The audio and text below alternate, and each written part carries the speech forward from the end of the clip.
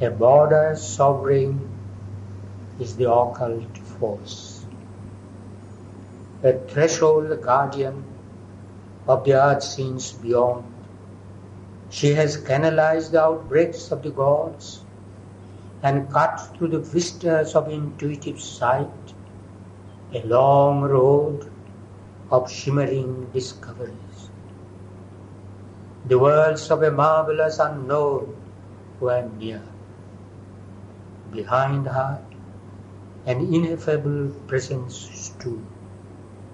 Her reign received their mystic influences. Their lion forces couched beneath her feet. The future sleeps unknown behind their clothes. Abysms infernal gaped around the soul's steps and called to its mounting vision peaks divine, an endless climb, an adventure of the idea. There tirelessly tempted the explorer mind, and countless voices visited the charmed ear. 1,000,000 figures passed and were seen no more. This was the forefront of God's thousandfold house, beginnings of the half-screened invisible. A magic porch of entry glimmering, quivered in a penumbra of screened light, a court of the mystical traffic of the worlds, a balcony and miraculous facade. Above her lightened high immensities, all the unknown looked out from boundlessness. It lodged upon an edge of hourless time, gazing out of some everlasting now, its shadows gleaming with the birth of gods, its bodies signaling the bodiless, its foreheads glowing with over soul, its forms projected from the unknowable, its eyes dreaming of the ineffable, its faces staring into eternity. Life in him learned its huge subconscious rear. The little fronts unlocked to the unseen vasts. Her gulfs stood new. Her far transcendences flamed in transparencies of crowded light. A giant order was discovered here, of which the tesseract and extended fringe are the scant stuff of our material lives. This overt universe, whose figures hide the secrets merged in superconscient light, wrote clear the letters of its glowing core. A map of subtle signs surpassing thought was hung upon a wall of inmost mind, illumining the world's concrete images into significant symbols. By its gloss, it offered to the intuitive exegete its reflex of the eternal mystery, ascending and descending twixt life's poles, the serried kingdoms of the graded law, plunged from the everlasting into time, then glad of a glory of multitudinous mind, and rich with life's adventure and delight, and back to the beauty of matter's shapes and hues, climbed back from time into undying self. Up a golden ladder carrying the soul, tying with diamond threads the spirit's extremes. In this drop from consciousness to consciousness, each leaned on the occult inconscious power, the fountain of its needed ignorance, arch mason of the limits by which it lives. In this soul from consciousness to consciousness, each lifted tops to that from which it came, origin of all that it had ever been, and home of all that it could still become. An organ scale of the eternal acts, mounting to their climax in an endless calm, paces of the many-visaged wonderful, predestined stadia of the evolving way, measures of the stature of the growing soul, they interpreted existence to itself, and mediating twixt the heights and deeps, united the veiled myriad opposites, and linked creation to the ineffable. A last high world was seen, where all worlds meet.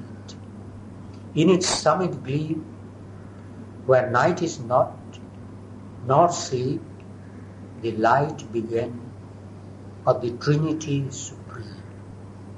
All there discover what it seeks for here. It freed the finite into boundlessness and rose into its own eternities. The inconscient found its heart of consciousness, the idea and feeling, groping in ignorance, at last clutched passionately the body of truth.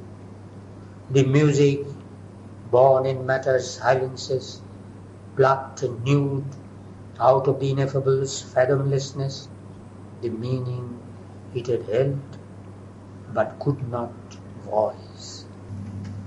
The perfect rhythm, now only sometimes dreamed, an answer brought to the torn earth's hungry needs, rending the night that had concealed the unknown, giving to her lost, forgotten soul.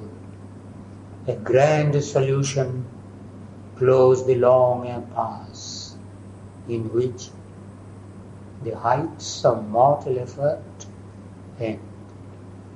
A reconciling wisdom looked on life. It took the striding undertones of mind and took the confused frame of human hopes and made of them a sweet and happy call. It lifted from an underground of pain the inarticulate murmur of our lives and found for it a sense illimitable. A mighty oneness, its perpetual theme. It caught the soul's faint, scattered utterances, read hardly twixt our lines of rigid thought, or mid this drowse and coma on matter's breast, heard like disjointed mutterings in sleep. It grouped the golden links that they had lost and showed to them their divine unity, saving from the error of divided self, the deep spiritual cry in all that is. All the great words that toiled to express the One were lifted into an absoluteness of light, an ever-burning revelation's fire, and the immortality of the eternal voice. There was no quarrel more of truth with truth. The endless chapter of their differences, retold in light by an omniscient scribe, traveled through difference towards unity. Mind's winding search lost every tinge of doubt, led to its end by an all-seeing speech that garbed the initial and original thought with the finality of an ultimate phrase. United were time's creative mood and tense to the style and symptoms of identity. A paean swelled from the lost, musing deeps, an anthem pealed to the triune ecstasies, a cry of the moments of the immortal's bliss. as if the strophes of a cosmic ode, a hierarchy of climbing harmonies, peopled with voices and with visages, aspired in a crescendo of the gods, from matter's abysses to the spirit's peace. Above where the immortals changeless seats, white chambers of dalliance with eternity, and the stupendous gates of the alone. Across the unfolding of the seas of self appeared the deathless countries of the One. A many miracled consciousness unrolled, vast aim and process and unfettered norm, a larger nature's great familiar rose, affranchised from the net of earthly sense, calm continents of potency were glimpsed, homelands of beauty shut to human eyes, half seen at first through wonders gleaming lids, surprised the vision with felicity. Sunbells of knowledge, moonbells of delight, stretched out in an ecstasy of whitenesses beyond our indigent corporeal reach. There he could enter, there a while abide, a voyager upon uncertain routes, fronting the viewless danger of the unknown, adventuring across enormous realms, he broke into another space and time.